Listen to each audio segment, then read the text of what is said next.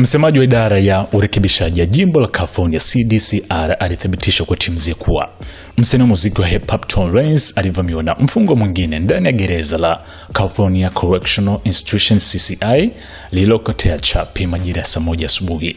Maafisa wa gereza waliingilia kati kwa haraka wakimpa huduma ya kwanza kabla ya kuwasiliana na huduma za dharura kupitia namba ya dharura ya 911. Baadaye Tory alihamishiwa katika hospitali ya kiraia nje ya gereza kwa ajili ya matibabu ya ziada. Hata hivyo, msemaji huyo hakueleza kwa undani hali ya kiafya ya rapo huyo. Kwa mujibu wa vyanzo mbalimbali ikiwemo chanzo kutoka idara ya usalama, Tory alikuwa katika uwanja wa gereza wakati wa shambulio hilo lilipotokea. Inadaiwa kuwa mfungwa mwingine alimvamia kwa hafla na kumshambulia kwa kisu. Sababu ya shambulio hilo pia haikuwekwa wazi. Chanzo kimoja kilieleza kuwa Tory alikimbizwa kwa haraka kwa gari la wagonjwa hadi hospitali mjini Bakersfield kwa ajili ya kupokea matibabu ya kina.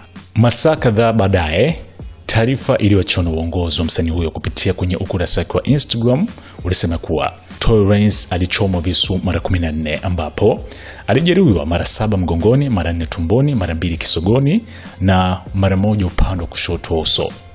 Mapafu yake yote mawili yalishindwa kufanya kazi na aliwekewa kifaa maalum cha kumsaidia kupumua. Hata hivyo, kwa baadaye aliweza kupumua mwenyewe bila msaada wa mashine kulingana na taarifa kutoka kwa wasaidizi wake.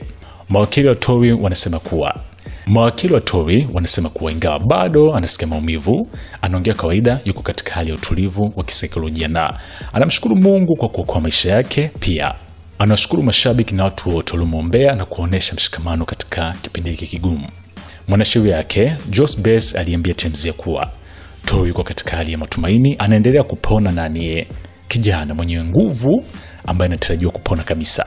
Tory Lanez jina lake halisi ni Dexter Peterson. Kwa sasa anatumikia kifungo gerezani kwa kosa la kumpiga risasi Megan Thee Stallion mguuni mwaka 2020 baada ya shughuli iliyofanyika nyumbani kwa Kylie Jenner huko Beverly Hills. Alikutwa na hatia mwaka 2022 na mwaka 2023 alihukumiwa kifungo cha miaka 10 jela gereza la California Correctional Institution CCI lililoko Tehachapi, umbali wa takriban maili 120 kaskazini mwa Los Angeles. Hii hapa ni SNS Manager.